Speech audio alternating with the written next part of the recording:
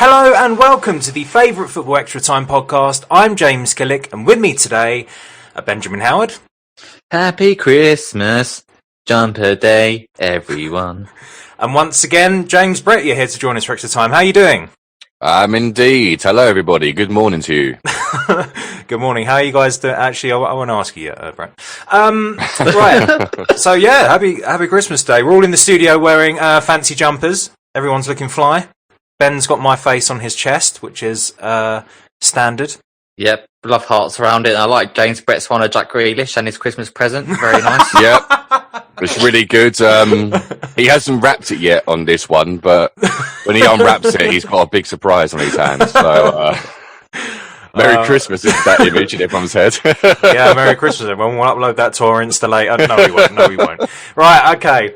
Right, let's jump straight in then. In today's episode, of course, all the group stages have now finished in the Champions League and the Europa League. So in the first half, we're going to concentrate on the Champions League, and then, of course, in the second, the Europa and other news. Right then, obviously me and Ben have been keeping you up to date, and of course Brett, with the groups so far. So some of the groups here, we don't really need to speak much about, but we're going to go through all of them, of course. So Group A, we already knew that Bayern Munich were going through. They went through unbeaten, and Atletico Madrid, Ben, they ended up going through in second, which is good. We were a bit worried about them, weren't we? Yeah. But we knew they were okay by this game, I guess. I thought they were lucky, to be fair. I thought Salzburg played well against them, and they were quite lucky to not come away with another result, Salzburg. Yeah, they scraped through, didn't they? They did scrape through in the end, but they're there, that's all that matters, and obviously Salzburg in the Europa now. On to Group B, we have a bit of a bigger story here, don't we, Brett? So the last... Ben, I meant. But in the last podcast that we did, obviously, we weren't sure if Real Madrid were going to go through. Well, actually, we didn't know who was going to go through, did we? And it all came down to this. We all kind of thought that Madrid would kind of scrape through somehow, because obviously they are the master of the Champions Leagues, but we kind of didn't know who else was going to kind of go through with them, because it was all open. But Inter Milan coming bottom is probably going to a massive shock to everyone. And you saw the celebrations when Mönchengladbach got through, was just showed how much it meant to them. You see Shakhtar Donetsk going into the Europa League now. I mean, their goal difference was like -7, and they got like a 10-0 aggregate against Mönchengladbach. So that kind of saved Mönchengladbach, thrashing them twice. Yeah, it's weird though, isn't it? Though, because Real Madrid top of the group just kind of, I don't know. Mönchengladbach did a really good job, and then Real Madrid getting top in the last game, which is kind of like, you bastards! You basically did nothing that whole group, and you still got top. Like, makes you a bit upset actually. But would you say Inter Milan bottled it though as well? Fucking did they? Bottom of the table. What a joke. Under Shakhtar as well. Well, you got to think, I mean, now Real Madrid are there, Ben, you were kind of speaking like, well, yeah, it's Real Madrid or whatever, but, I mean, if they wouldn't have won that last game, they would have been in the Europa League, they would have been third. It was only the fact they won that last game, didn't they? 2-0.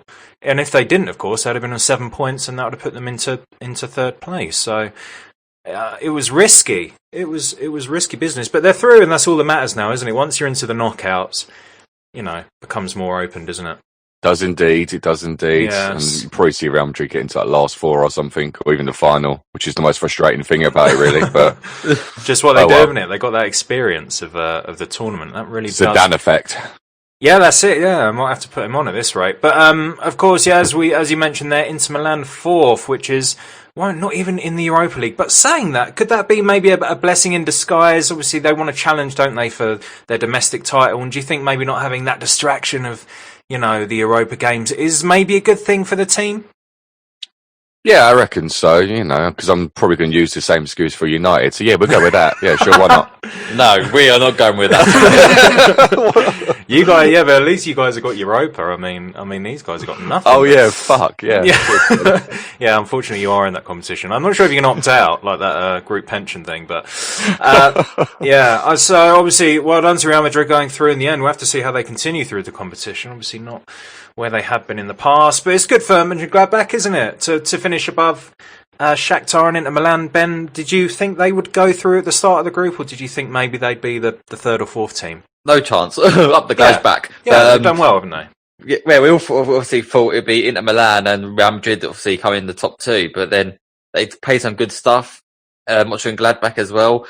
It helped beating Shakhtar Donetsk 10-0 over 2 games as well, and but that's an achievement in itself, isn't it? Like, it's surprising because Inter Milan beat them. Inter Milan thrashed them in the semi-finals last year, didn't they? Yeah, Shakhtar. that's what I mean.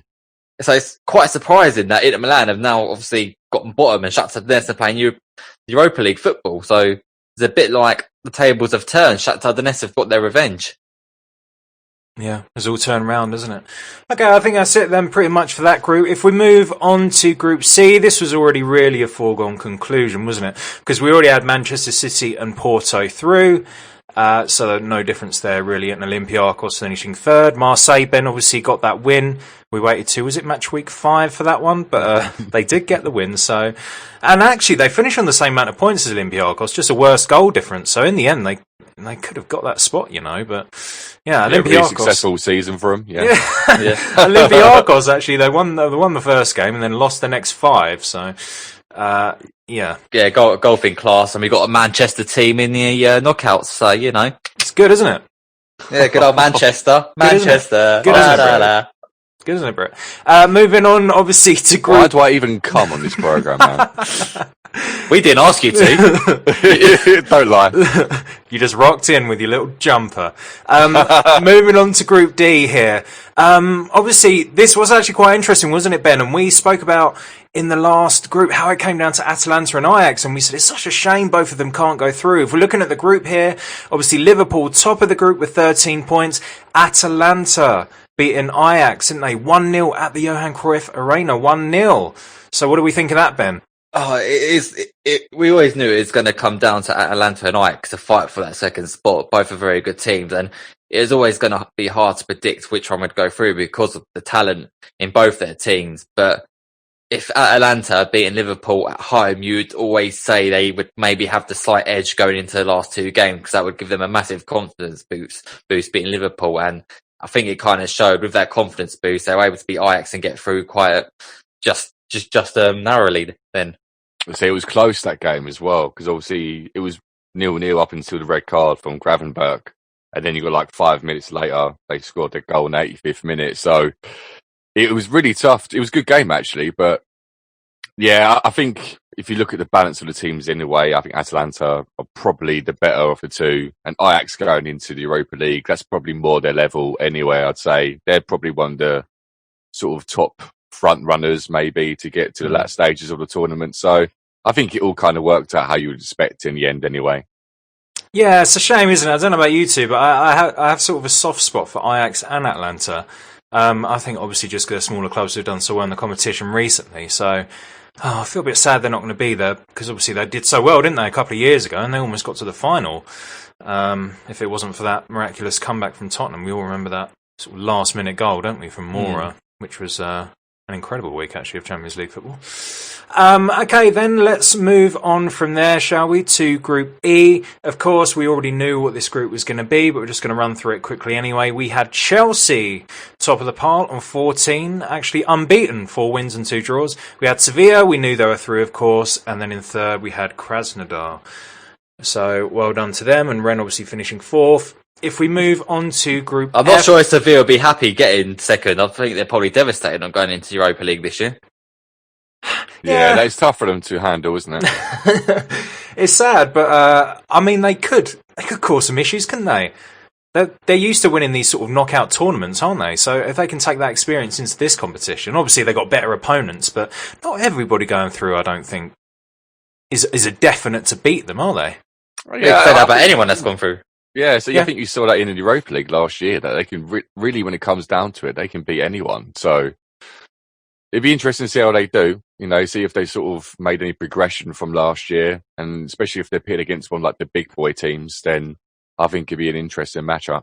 For sure, yeah, winners win, and as I say, they've won that competition so many times. They're used to winning. I mean, it's a habit you can get into. If we move on to Group F, then obviously we had Borussia Dortmund topping that group with 13 points, and second Lazio, because Lazio drew the final game, didn't they, with Club Brugge, which was important because actually, if they would have lost that game and Bruges would have won, they'd have actually come third. So it was an important point for them, wasn't it? Yeah, they've done all right, scraped through as well, didn't they? Yeah, they just about scraped through. Yeah, I thought Lazio were going to easily get second place, but Club Brugge, to be fair to them, they held their own in the group, and even in that last game, they got a red card, which kind of ruined it for them. So it ended 2-2 or whatever. But yeah, I don't know, they might be all right in the Europa League as well, Club Brugge. I think Zenit being dead last with 1 point was more of a shock, to be honest. Yeah, a bit of a weird team, them, aren't they? Seems to sort of many ups and downs. But I guess they were in the competition, so Mother Russia's crying. it is. She will cry tonight. Moving on to Group G, we already knew really the story of this one, of course, but we had a little twist in the last game, didn't we, with Barcelona losing the final game to Juventus, who actually finished top of the group. So Juventus in first, 15 points, and Barcelona's second, 15 points, with Dynamo Kiev in third. Wasn't it Barcelona's record that was broken as well? For being unbeaten at home or something like that. Oh, was it? I didn't see that. That's interesting. And it was Ronaldo, that man, that did it as well. So does this mean Ronaldo over Messi? Well, if there's something he can sort of ruin, then he loves it, doesn't he? The big occasion. Oh, I was thinking Ronaldo. Do you remember that game against Atletico Madrid when they were 2-0 down in the Champions League? And then he came back and scored that. It was a penalty that was the winner, wasn't it? And he did that celebration. What a man! What a man! Okay, then moving on from that group, then let's move on to Group H. Brett, me and Ben actually we didn't get to see this, but in preparation, we just wanted to say well done, mate, and we sorted you this out earlier on today. Glory, glory, Man United. Glory, glory, Man United. Glory, glory, Man United. And the reds are marching. So, Wow. anyway, what happened? We didn't see it. And Merry Christmas, everyone! No. Yeah. To be fair, this is like Christmas come early for you guys, isn't it? So this is the real Christmas miracle. When What you're about an Jesus? Arsenal fan, you hold on to what you've got, and this is all I've got. Right, obviously, this is the group probably going to speak most about because we had a lot of things happening here, not all positive, unfortunately. We'll get to that, of course. Okay, so let's go through then, shall we? Shall we start with the Manchester United game? I guess it was first, didn't we? Obviously, we're in a situation where Manchester United were top of the group. What happened, Brett? How do you assess the game? We've got time to speak about this. To be honest, I think you can really boil it down to the first 20 or 30 minutes when we were completely dog shit at the back. Like, those goals were unbelievable. Like, you would never concede that. At this level, you should not be conceding goals like that. In the second minute, Angelino scored. Like, Wan-Bissaka, where was he? Like, he has this really bad habit I've noticed lately of just not being able to look over his shoulder at all at the runners. And you've seen Angelino so many times this season do the same thing. He sneaks in at the back. I think he's even their top scorer this season, which is incredible for a left back, really. And then it only took like 10 minutes later or less than even, before they scored the second. And already, if you're 2-0 down against a team like that, you know, there were semi-finalists, let's not forget, last year. You're going to struggle to get back in the game. And, you know, the third goal was just as calamitous as the first two, really. You know, it's one of those ones when either Maguire has got to clear the ball or De Gea's got to actually do something for once and come off his line and clear it. And both of them just sort of looked at each other as Kluivert went in and just pull it in. So, you know, even with the late effort that we put in, which was, you know, we done well to score 2 goals. And I must admit, when Pogba come on, he did change the game for us and he was very influential. It's not good enough. Like, it just feels like we're relying on Bruno Fernandes to make something happen all the time. And defensively, we were shocking. But I don't know. I think this game and the PSG game isn't what killed us in this group. I think if you sort of said at the beginning, we won 1 against them and lose 1, we'll take it. I think it was the Istanbul game. I think that was the game we needed to win and we fluffed it. So are we blaming Ollie? That's the thing. I think, of course, he's to blame. You can't, you know, you have to take it as the 6 games that you've had. And after 6 games, you didn't go through. There was some decisions that he made, some team selections that he made where he did make mistakes. There's other games where he got it absolutely spot on, but in other games he got found out. Like in this one, the first 20 minutes or so, Nagelsmann tactics were absolutely perfect. They completely annihilated our 2 sixes. So it was Matic and McTominay. They just cut out those passing channels, so they didn't receive the ball at all. They know that if we go long, we haven't got anyone up front like Cavani or anyone, because obviously he couldn't play, that can hold the ball up. So we literally looked completely null of ideas for ages. And that diagonal ball they were doing over the top was causing our fullbacks so many problems. And to be fair to Ollie, half time he did change it up and we looked a lot better. But defensively, I think personally the players are more to blame for this one. I think they have to take responsibility for that first half performance.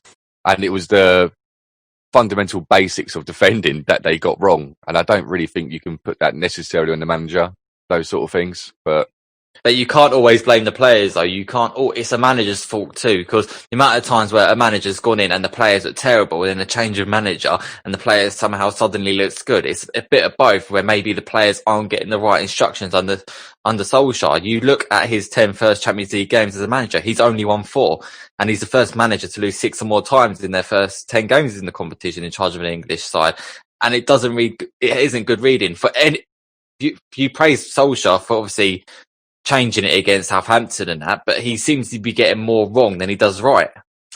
I don't necessarily agree that he's getting more wrong than right, to be honest. I do agree that obviously, this has to fall, he's the manager and today he's got to fall his doorstep. But I think it is a mixture of both. I think it's the players and also the manager. And even, you're sort of saying those stats there about his first 10 games, but you got to remember beforehand, he basically was in the knockout stages or whatever it was, against the likes of PSG and things like that. And this was the group of death. Right at the beginning, we literally said to ourselves, United probably won't qualify from this group. And obviously they gave us a bit of hope because they started so well, but inevitably in the end, they probably ended up where they deserve to be. I think we are kind of Europa League level, to be honest. But why would United not be favourites? They should have been second favourites. They are not favourites. They should have been second favourites along with PSG to go through that group. They are not a better side than Leipzig. You telling me that Leipzig's attack of Forsberg, Olmo and Nkunku is better than Rashford and Fernandes?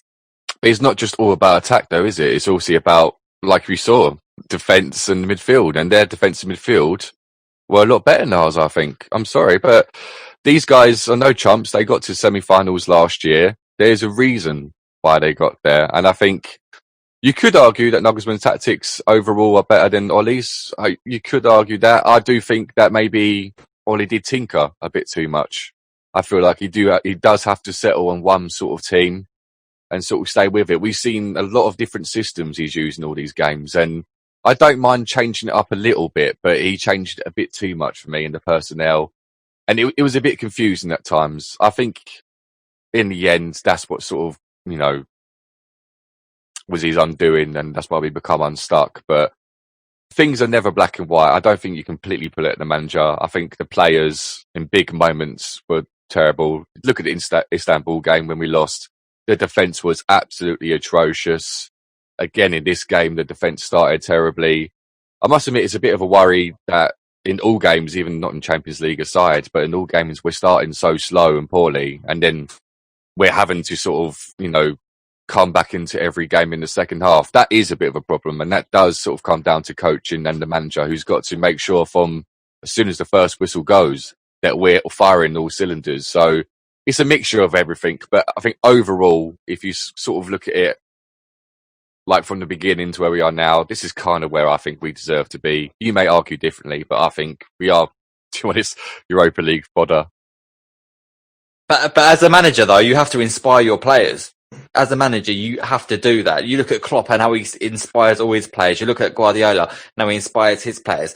You don't. What is Ollie doing to inspire them players to be better? Don't give me that of the Klopp and Pep. That's bullshit. He does inspire their players. That's why they're top of the league. You look at Mourinho and how he's inspired Spurs. The better signings. That's why. But you've spent lots under Ole Gunnar Solskjaer. You've spent 250 million under him. If you look at the Premier League record for the first 100 games in the Premier League, even this year, the most Premier League points, it's Ole Gunnar Solskjaer. So even your Klopp and Pep Guardiola are nowhere near him. So, but they are way levels Pep's above had him. like 2 billion to spend as well, and even Klopp's had his players brought in. Until you've had the same amount of time, the same amount of money, you can't compare. It's apple and pears.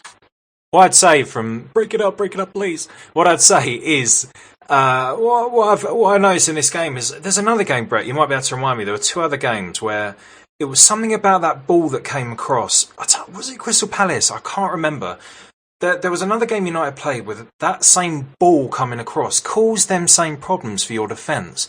And when I saw them sort of do it the first couple of times, I thought, I wonder if they've picked up on that when the ball comes across, and obviously we saw it kind of for the last goal as well, didn't we? Where the ball comes across from that area, it does seem to throw your defence quite a lot. It's almost no one's sure sort of who they're picking up, are they? And I guess that's my one concern about that defence. I mean, is that Ollie's fault? Is it defenders? The defenders have to be a bit more switched on. Like you say, Wan-Bissaka, I don't know. It just seems to be a bit... He does get caught with those ones, doesn't he? Yeah. Yeah, he does get caught. I think it is a bit of the coaching staff, to be honest. I think you're right. I think he wasn't like that at Palace, I tell you. He wasn't like that at Palace, Wan-Bissaka. But Palace... Yeah, no, but last year, he was one of our best players. You can't say that he's been terrible for United. It's just, I think that's where it's a coaching thing, because... Especially because that was obviously a back five. When we're in back five like that, he should know where to position himself as a right wing back. He was basically marking the same sort of area as Lindelof, which is why Angelino had so much space on that left flank. Now that it's obviously down to Wan-Bissaka. He should know where he's meant to be, but I do think it keeps happening, which makes me think that it must be a coaching side of things. We do look disorganised at the back. Like there's not a lot of leadership there, which is what makes me question Harry Maguire as well, because for me, I see him as the sort of captain and the person that should be shepherding that back 4 or 5 or wherever it is. And I'm not necessarily seeing that from him. No, and I'd say another thing with Wan-Bissaka is I think he is a right back of a 4 and not a right wing back. You usually see the right wing back as a player who maybe doesn't quite have all them defensive skills. He's obviously fantastic defensively, especially in one-on-one situations. I don't think it suits him moving, and I think you change too much. And I guess the other thing I was going to say was that you seem very reactive rather than proactive. You know, like you say, you're responding to everything to win the game. And of course it's good you come back, and if you get the points, you get the points. But this isn't the way you should be, really, is it? Against a lot of teams, really, you think you should just whack them, just do them. If you can beat them over 90, beat them over 45. It is a bit of a weird one. Why does it have to keep being some sort of reaction, do you think? Yeah, I really don't know. So we're starting games poorly, like you said, and I think, like you said, that has to be on the manager to a certain extent, because he's got to be the ones that set us up in the proper way, make sure we're prepared. And sometimes it doesn't seem like we're necessarily fully prepared when we start the game, then sort of grow into it. But again, I think it's so easy just to sort of say, yes, it's just one thing, it's the manager or it's the players. And it's never like that. It's always that grey area in between. And it's down to both of them. There's individuals that know they can do better. And, the manager knows that he can do better in certain games. But I don't think that's a reason to go, yeah, that's it, he's got to go. Because I really don't think so. I really do think he is sort of taking us in the right direction. As much as that makes some people laugh, like I know even you guys, but I do think at the moment there's not really necessarily a glaringly better option. Well, if we concentrate more on the Leipzig side of things, and obviously we mentioned Angelino. Good player, isn't he, Angelino? I like him every time I see him play in the Champions League. Actually, I like him when I see him play full stop. He's had a hand in 6 goals in the Champions League this season, with 3 goals and 3 assists. Which is good, isn't it? Leipzig had 9 shots in that game, and United had 19. So obviously Leipzig taking their chances. There were some good finishes, weren't they? Obviously, maybe apart from the last one, which was a bit of a weird one. And then, of course, we had the RB Leipzig goalkeeper who made a couple of fantastic saves, didn't he? And technically, I think what's good about him is when he makes a save, he always does it just so brilliantly, doesn't he? Pushes it away from goal. It's never back into danger. Did you guys notice that? He's such a... To think he was a Liverpool reject. Well, I mean, he's been out and about, hasn't he, before he settled here? I mean, who's he played Liverpool, for? Hereford, Tranmere, then Hull, then Salzburg, and then Leipzig. I mean, that's quite a journey. It is, isn't it? It's that is weird, isn't it? How old is he? Because he looks about 57. He's 30. He's 30, so... Yeah. Same age. He's basically 19 in goalkeeper years, isn't it? So, I mean, if you go into Tranmere, that adds like 20 years to your age. Added 20 years to his hair, apparently. But if we move on from there, then obviously the other game in the group was, of course, PSG Istanbul. This game was originally supposed to be played on Tuesday, and of course we had just a ridiculous incident, didn't we? We had the 4th official apparently making a racist remark to someone on the bench. I mean, can you guys believe that? Come on, man. At this day and age, like, you can't be. There was no reason for him to dress him the way he did. No. Like, it's absolutely ridiculous. Sometimes I also have to see what happens and was it misinterpreted or But this was, it was glaringly obvious. It was completely wrong and completely out of touch with modern day society. Really, it was very, very poor taste to say the least. Surely UEFA need to investigate. Well, obviously UEFA investigating that further. But do you think maybe they should do more profiles, like investigating their officials more on their views and that? I don't necessarily think. No one's gonna when they're going for the job interview, just go, by the way, and then come out with some racist remark. Oh, yeah, there we go. We should probably not hire him. Like, I think it's a bit too simplistic to sort of say that. I really don't know where this came from. Because obviously, I know I think they're Romanian, all the officials for that game and that.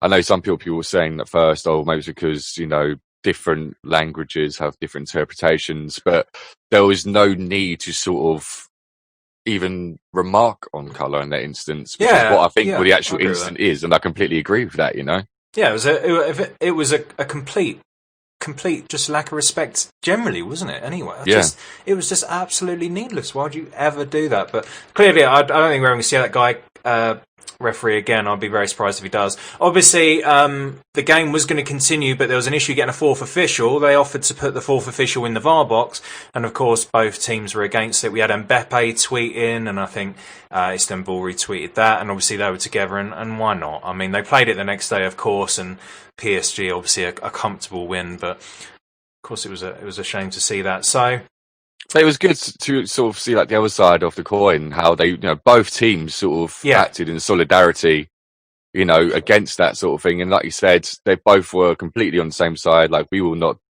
continue this game until we have someone else. And as much as you don't like to see sort of things like that sneaking into football, it was nice how they come together and reacted against it. I think that was a good show of solidarity. Yeah. I think both teams acted well with it. Like, sometimes you get obviously where a racist remark does happen during the game sometimes, where fans are doing it towards a player or sometimes, and the whole team doesn't walk off, do they? So it was nice that both teams were able to come together and actually do something about it, where sometimes where that happens, nothing gets dealt with. They just stay on the pitch and the player has to deal with that sometimes. Yeah, I felt very sort of proud in a way that they took that initiative themselves, didn't they? Because as we know, all associations don't really deal with this in the right way, do they? And for the players, for them to say, we can move them to the other spot, and for the players just to go, no, we're not going to play, we don't care, we're not playing, we're not going to do it.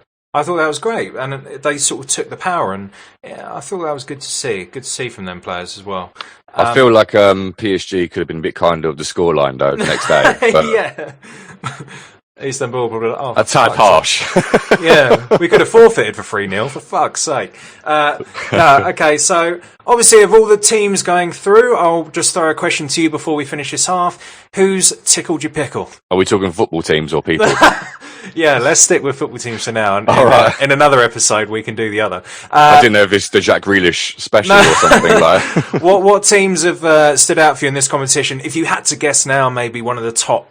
Obviously, it's very difficult, and we always get them wrong. But who do you think looks good so far? Ooh, Man City. There's only one answer to this. I think my favourite is obviously Bayern Munich. Yeah, but I think actually as like a low-key underdog, not even underdog, they're a great team, but I think Borussia Dortmund could surprise people. Yeah, if they get it right on the night, and obviously they're through. Haaland's going to be back, isn't he? That's they could do it. Yeah, they could do it. I think it's a good shout. What about you, Ben? Oh, it's got to be Man United. No, I'm joking. Fuck's sake. I mean, you are right. He is taking them in the right direction to Eastern Europe in Europa League football. I mean, can't wait to go Kazakhstan. Ben, but yeah, Bayern Munich all the way. I mean, they've not Munich, lost in the group stage, and they just look like they're picked up from last season, and just seem to just annihilate teams when they just want to. Yeah, I think it's probably Bayern Munich. I mean, I want to go, as I usually do, for a sort of a edgy choice, but the thing is, when I do that, I always get them wrong. So I'm just going to stick to, I think, Bayern Munich. I mean, I would say City, because I think if they had their players back, etc., but then they get to like the quarters and play a 5 at the back or something. So that would be Pep's a fraud, mate. You know what I mean? If Ollie was in charge, then it'd be different. Producer James, if you can hear us, who do you think's going to win? It's gonna be Dortmund for me. Like, he's gone for Dortmund. I reckon they're gonna have it at the end. I reckon they've got to want it more in the final with Bayern. There we go. Oh, that would be a great final, wouldn't it? Imagine that. Obviously, when are the draws, guys? They're coming up shortly, aren't they? Not too long. They're coming up Monday, December 14th. Ooh, that's going to be a good day. Yeah, we're going to have the draws then. And you look at the teams that have gone through, sort of taking the rest of the groups out of it. Yeah, some big teams going through there. Cannot wait for that. All right, guys. We're going to take a short break now, and we're going to come back for part 2. We're going to cover the Europa League and the rest of the action. See you in a moment.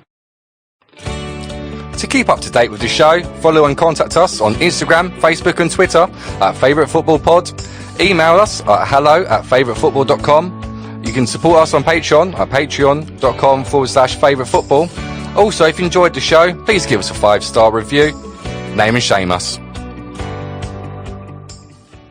Hello and welcome back to part 2. So in this half we're going to concentrate firstly on the Europa groups. Obviously there are 500 groups, so we're only going to quickly run through them.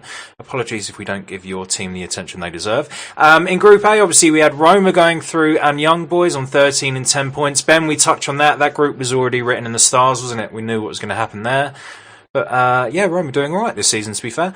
In Group B, obviously, we had the mighty Arsenal, of course, winning 6 out of 6 games. Ben, obviously, you were a bit negative about Arsenal last time. The only team in the competition to win all 6. Do you want to change your view, or? It's a bit like Mm-hmm. a big fish in a small pond, isn't it? I mean, probably too good for the Europa League, but in the Premier League, they're a bit like meh. All right. And second in that group was Mulder, obviously, a team we love so much. In Group C, we had Bayer Leverkusen topping the group with 15 points and Slavia Prague second in 12. Again, not so many changes there. Unlike the Champions League, a lot of this didn't come down to the last game. A lot was already sorted out, so not much to discuss. Rangers, Ben, had another win. Your new favourite team. Up the Rangers. They were unbeaten, weren't they? And so far, yeah, unbeaten. They are. 4 wins, 2 draws, and actually they're unbeaten domestically, I believe, as well, aren't they? Benfica as well come second. So that's quite a good achievement actually, because Benfica are quite decent in these tournaments. They spent a shitload of money as well, Benfica, compared to Rangers. Yeah, they got quite a few players in. The Gerrard effect. Yeah. Moving on to Group E, then we had PSV topping the group with 12 and Granada second with 11 points. So that was a bit of a tight... Up the Granada. Up the Granada. And Group F, Ben's Europa favourites, Napoli finishing the group on 11 points. This one was closer actually, because you had Real Sociedad second with 9 points, and just behind in 8 points, losing their last game, was Alkmaar. So... Upsetting. I like Alkmaar as well. They've got some good young players there as well, so that's a bit of a shock. That's a shame. Yeah, they're another one I've got a weird sort of soft spot for no reason, Alkmaar. I don't know why. It just always seems to be there somewhere. And Group G, obviously we had Leicester topping that group with 13 points and Sporting Braga 13 points as well.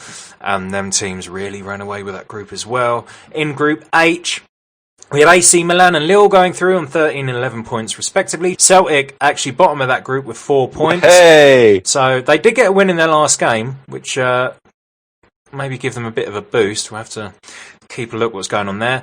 In Group I, we had Villarreal obviously going through. I think we would have expected that, with Maccabi Tel Aviv coming through in second. We're almost there, guys. In Group J, we had Spurs going through. I think really we expected that, with Antwerp as well. But that was close again. Antwerp on 12 points and Lask on 10. Yeah, quite close there. Group K, we had Dinamo Zagreb going through on 14 points and RZ Palace Wak.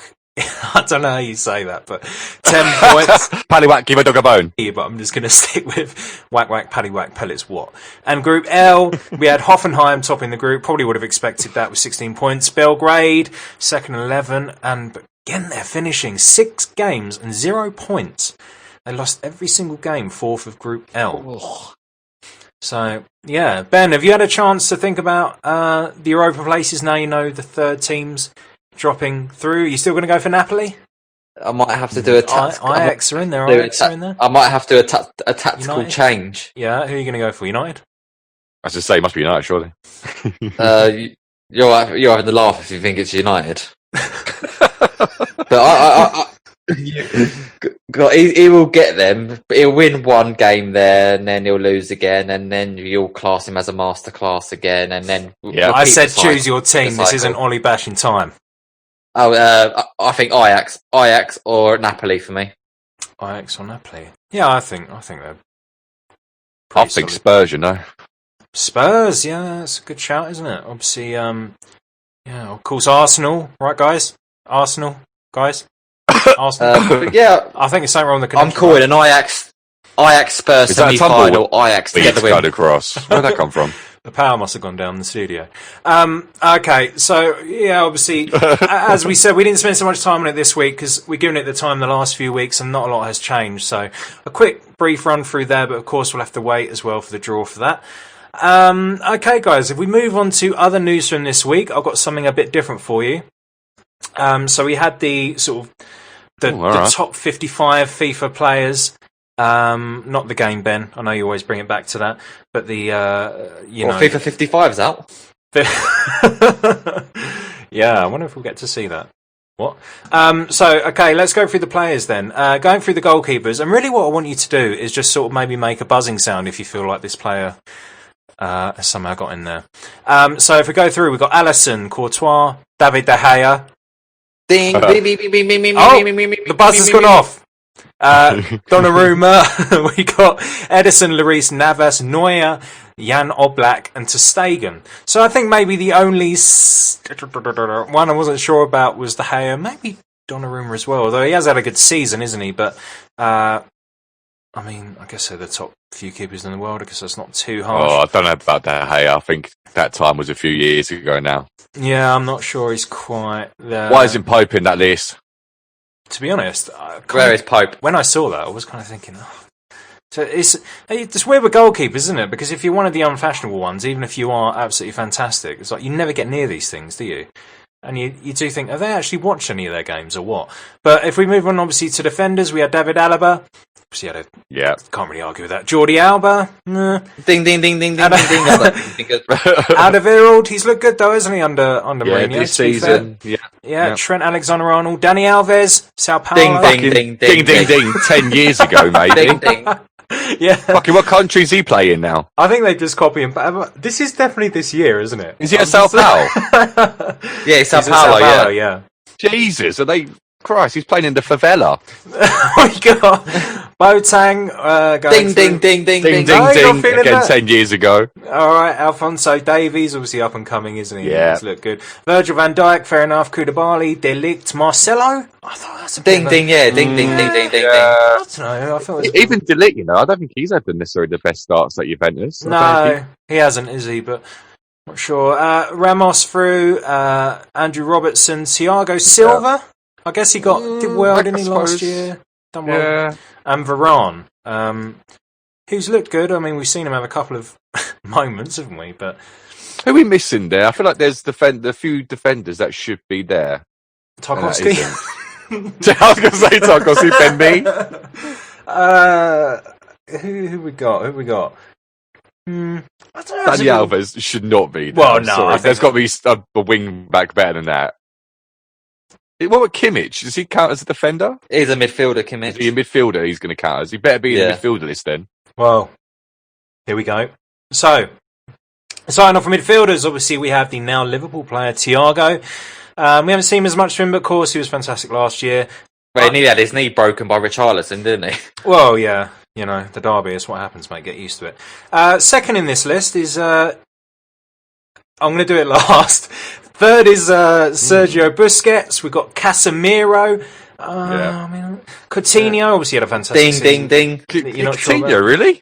Yeah, ding, ding, ding. Yeah, He can't even play for his parent club last year, so... Did win the Champions League, though. De Bruyne, Bruno Fernandes, Goretzka, Jordan Henderson, Frankie de Jong. Ding, ding, ding. Ding, ding, ding. Yeah. Way too young. I'm not sure about de I Jong. don't think he's done too much. I don't think he's done too much at Barcelona at the moment. De Jong. Yeah, he hasn't No. improved them, and maybe he hasn't improved as we expected. But N'Golo Kante, Toni Kroos, Joshua Kimmich,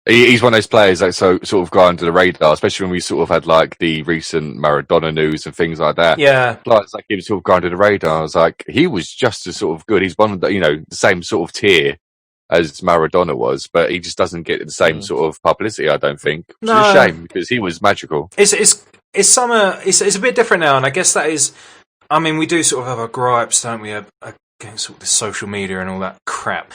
But, when you see something like this, it's good now that players, because obviously in Italy, it'll be a completely different story, isn't it? But now, obviously, we see more of players from different leagues, don't we? And that's kind of a good thing. I think players will be more appreciated in the future. Players are definitely more appreciated now, but what an absolutely fantastic career. And obviously our thoughts with the family, etc., and the country is obviously very sad, as you'd expect. Guys, actually that's everything for today. Ben, unless you've got anything for me at the end, which you sometimes throw on me. Bring on the Premier League. No, that was a no then, wasn't it? Don't just say any old crap. Who have you got next, Ben? Crystal Palace? I'm just going to start working on the next song. Who have we got next? We've got Spurs. Yeah, I'll get right in that. Oh, that's an easy I'll get song. right in that.